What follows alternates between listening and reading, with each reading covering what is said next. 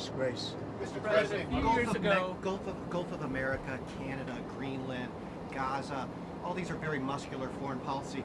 How does this align with America first?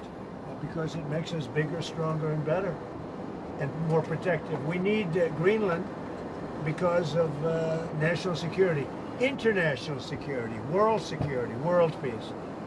And we'll have to do that. Canada, we'll see what happens with Canada, but the people of Canada would be paying less than half of the tax. If you look at the tax, they're going to be paying less than half the tax. You know, they don't pay very much for military, and the reason they don't pay much is they assume that we're going to protect them.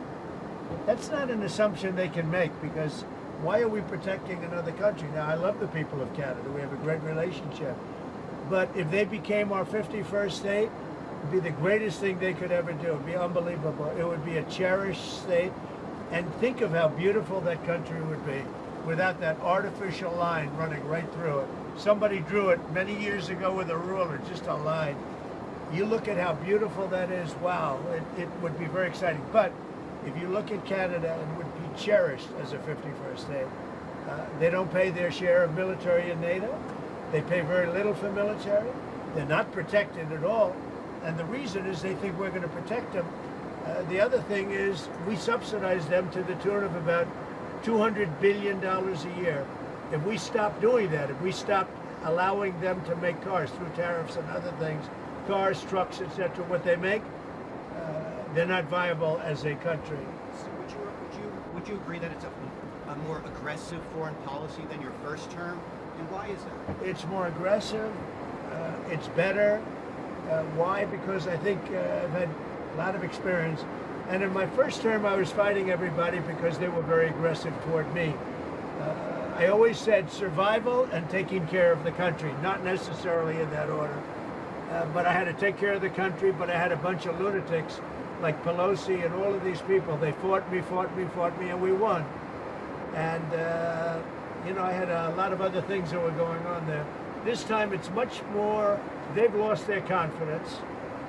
I think they've lost the respect of the American people with, you know, men participating in women's sports, with open borders, with transgender for everybody, for all the things that they're doing is so bad. When you allow people to empty their jails into your country with prisoners, killers, their mental institutions and insane asylums into our country, this is what they're doing.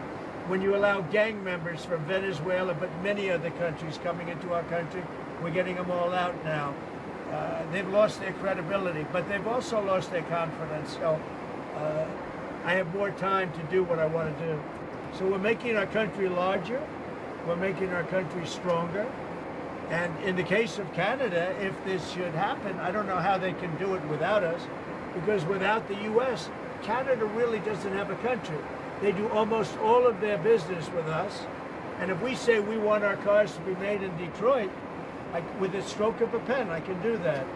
And other things in addition to that would not allow Canada to be a viable country.